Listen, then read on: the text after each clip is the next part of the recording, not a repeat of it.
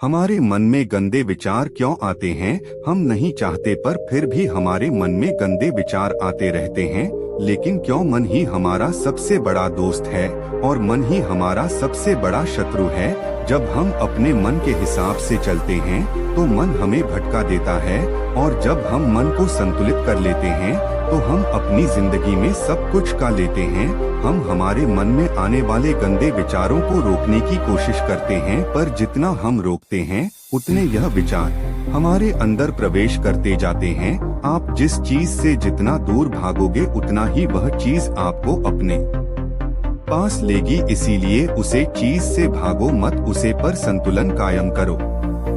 एक बार एक युवक गौतम बुद्ध के पास आया और गौतम बुद्ध से बोला कि ही बुद्ध, मेरे मन में इतने गंदे विचार क्यों आते हैं? मैं नहीं चाहता कि मेरे मन में गंदे विचार आए, पर मेरे मन में हमेशा काम वासना के विचार चलते रहते हैं और मैं इनके के बारे में सोच सोच कर बहुत परेशान हूँ। मेरी ऊर्जा और समय यह सब सोचने में ही नष्ट हो जाता है और इन सब के विचारों की वजह से मैं कभी भी शांत नहीं रह पाता और मैं हमेशा ही स्त्रियों को देखकर मोहित हो जाता हूँ। अपने आप को रोक ही नहीं पता। बुद्ध मुस्कुराए और उन्होंने उसे युवक से पूछा, क्या तुम्हें पता है यह काम वासना होती क्या है? फिर लड़के ने उत्तर दिया और कहा, बुद्ध ने यह तो नहीं जानता कि काम वासना होती क्या है, पर हाँ ये जो भी है बहुत बुरी चीज है। फिर बुद्ध ने उसे युवक से कहा कि सबसे पहले तो तुम यह समझना है कि प्राकृतिक रूप से जो भी चीज हमारे अंदर है वह बुरी नहीं है।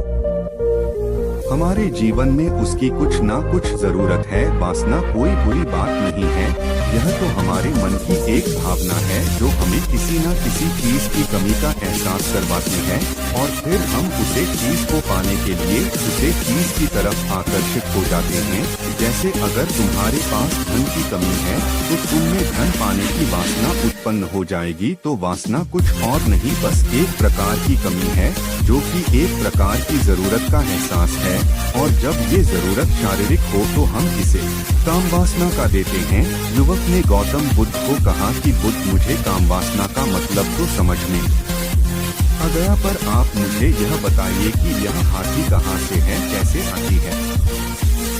यह गौतम बुद्ध ने कहा कि काम वासना कहीं से आती नहीं है, यह तो हमारे अंदर ही होती है और इसका होना तो जरूरी भी है, तभी तो मानव जाति का विस्तार होगा। युवक ने कहा, जब यह हमारे अंदर ही है और जरूरी भी है तो फिर लोग इसे गलत क्यों बोलते हैं?